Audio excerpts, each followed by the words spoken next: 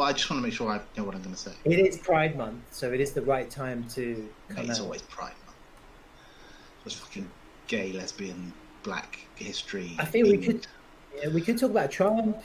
Trump is like in the news every single day these days. He is the news. Look at Calvin. Calvin's just ready to go. Right, so we're going to talk about Twitter, freedom of speech, democracy. Let's just talk then. Let's do it. Let's go.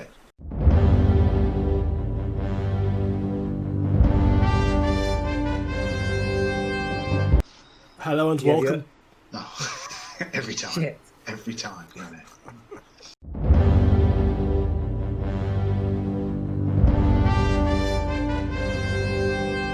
Hello and welcome to another episode of Political Dregs. I'm Calvin. With me, as usual, is Joel, Hamish, and Amir. Hello. How you doing, guys? Hey, Calvin. Hi, Calvin. Hi, everyone.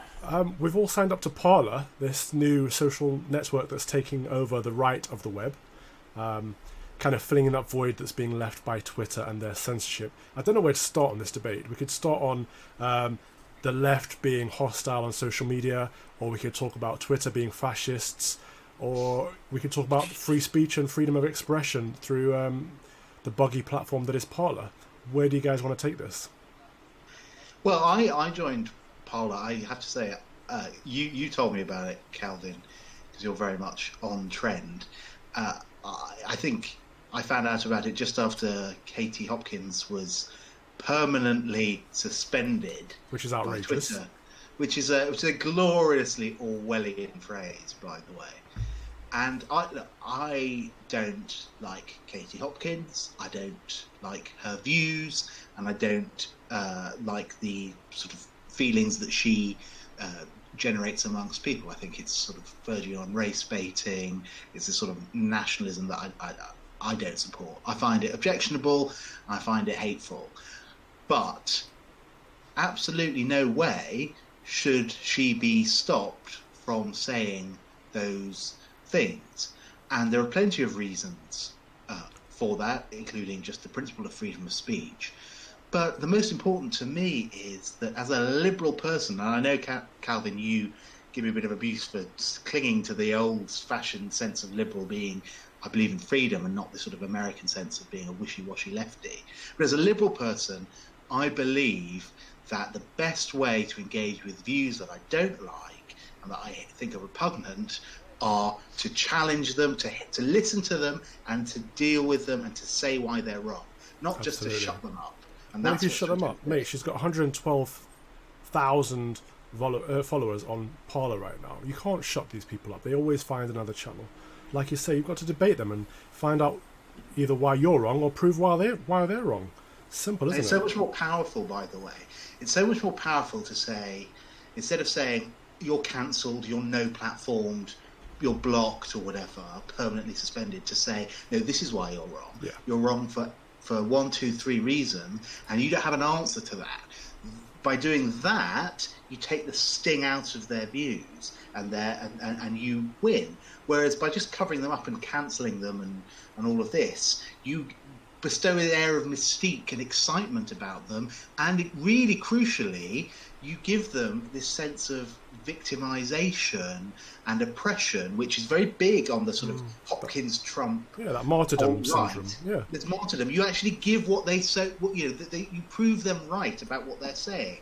So it's completely counterproductive. It's on a practical level, as well as being morally wrong and against all liberal, free-thinking sort of views. Well, the left are morally corrupt, aren't they? They don't think they have to intellectually engage with people because they're naturally right. Go on, Amir. Well, yeah. They would say, to be fair, wouldn't they, that they're a private company, Twitter, and that they're allowed to make up their own rules as to the use of that platform. Yep. Yeah. No, sure, absolutely. Sure. I think that's right. And I'm not. I don't think. I'm not saying that they should be forced to have whoever they don't want, but they put themselves out there as a platform for people to send, to share views, thoughts, information, and they've been very clear that they are not publishers and they take no responsibility as publishers, and that's fine. But judging them by their own standards as a platform for free expression and exchange of views, they have failed. If they want to say, well, actually, we're a community for a particular view, a particular worldview, or we're a publisher of particular ideas, that's fine, but they have to take the consequences of that. They want to have their cake and eat it. They're trying to say, like you say, that they're a platform. They're not a platform.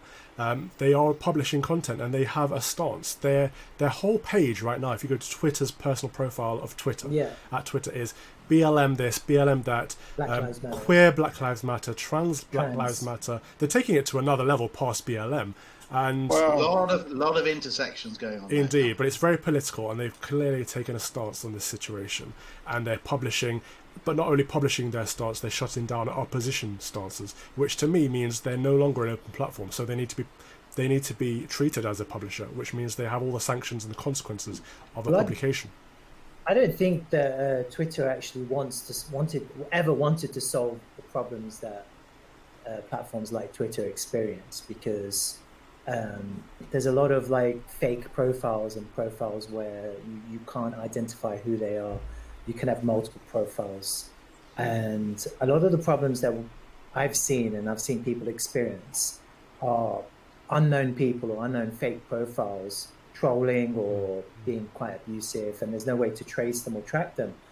I think for a platform like Twitter, it was quite easy for them to nip this in the bud by forcing people to verify with their passports, with their identification, with their addresses. And it's the same way that political adverts now in the US and the UK, you have to verify, like I did that through Facebook and with Google. Mate, their revenue model is based on the number of users they have signed up. So they're not going to do that. It's detrimental to their business plan. But then you can argue that it's quite counterproductive for them to kind of block people like Katie Hopkins, because she does have quite a lot. But they have a monopoly, so they don't really have... Go on, Joel.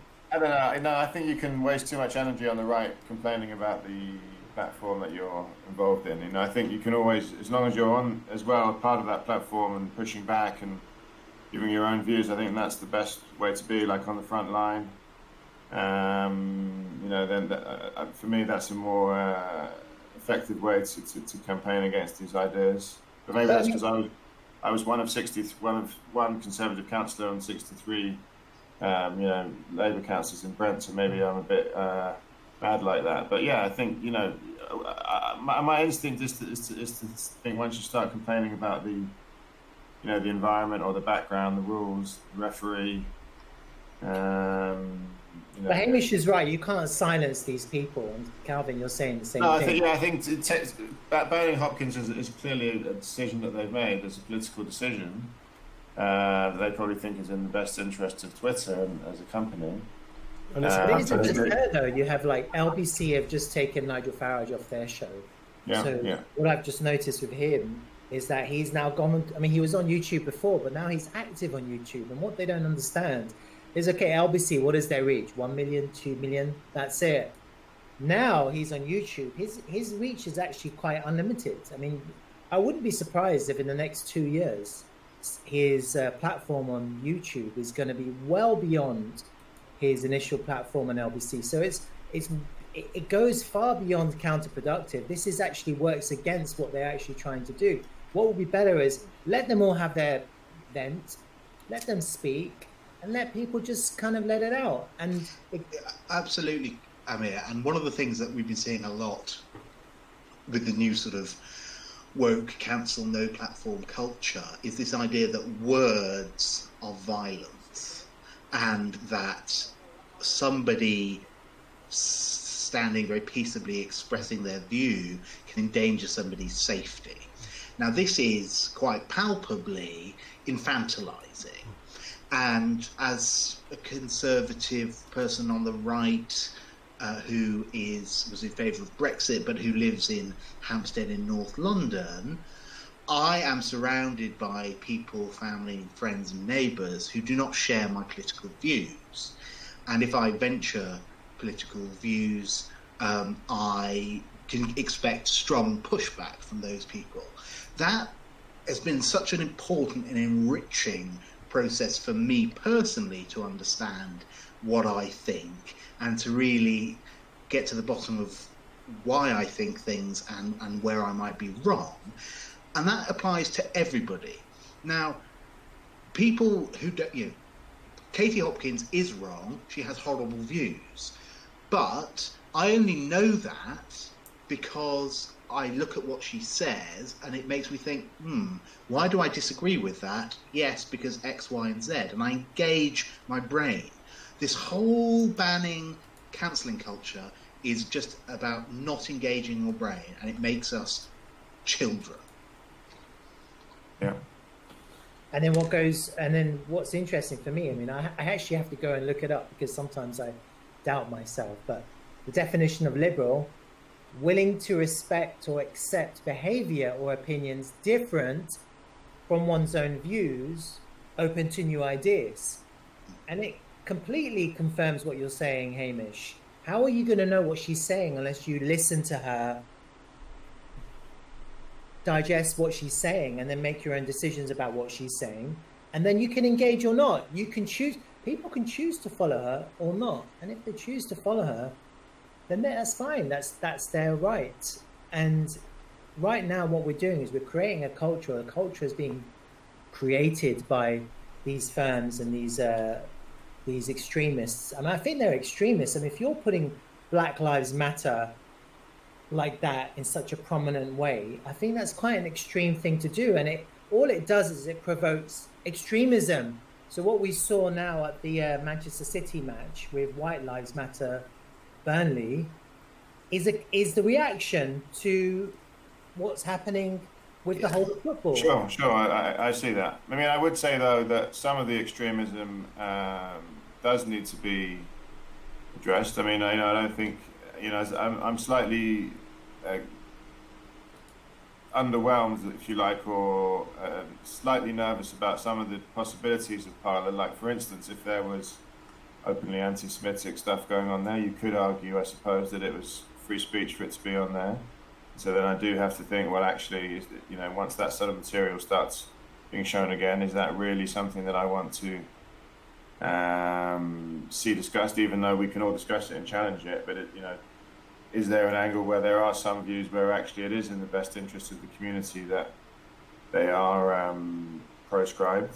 I don't know. It's quite interesting. I don't think so, actually. I don't think so. I think that we should, this is not to say that every time we see something pop up on Twitter, that, we have to get involved. But in general, I think as society, we shouldn't just block and silence and suppress and push anti-Semites and racists away to go and fester in their little corners and grow. We should challenge them and we should call them out. We should show them who they are as who they are. We just had it in Brent. An anti-Semitic councillor shared some which one?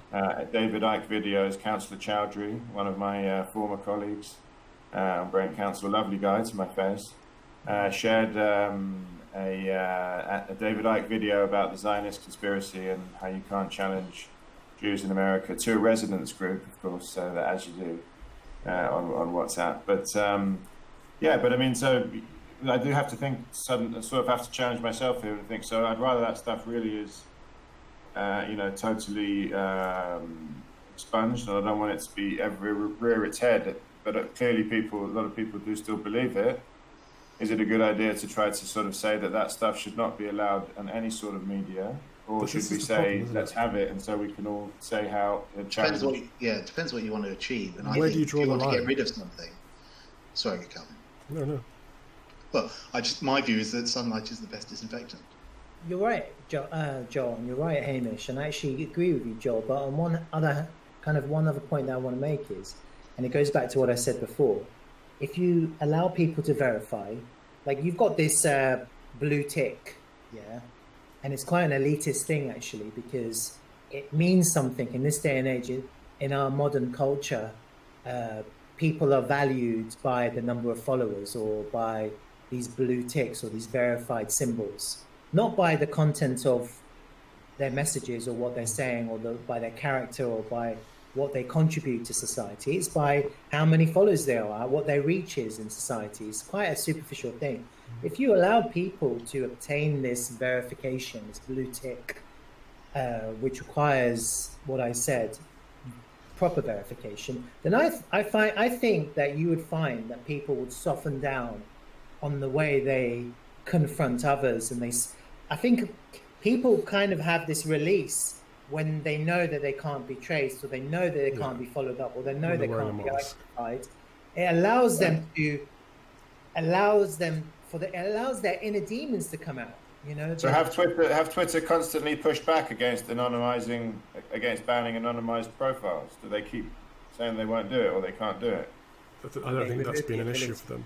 But on Parler, you can verify yourself as an individual. In America, you can upload your driver's license and they'll verify that, and then you get a certain thing on your name. They haven't got that in the UK yet, I don't think, but it could be a solution, Amir. You could be onto something. Should we drop our Parler names before we sign out? I'm Calvin Robinson, just as I am on Twitter.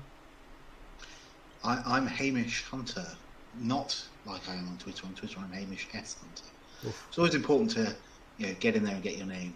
Consistency is also important. I'm Joel Davidson this time. I've taken away the two underscores that I had to use previously. So, and I'm giving it a go because I'm open-minded and liberal, of course, very liberal, as everyone who knows me will testify. But I'll give it a go on Parler, of course, or Parler, as we say as French speakers. And it doesn't matter what my name is because you can't spell it or find it anyway. So go to Political Dregs, look at who we're following, and there we are. Yes, we have a Parler account. Look forward to echo, upvote, whatever else, retweet, comment, subscribe. Join Parler. Parler. And we'll see you on the next one. Thank you very much for watching. Please subscribe. Bye-bye. Goodbye. Bye.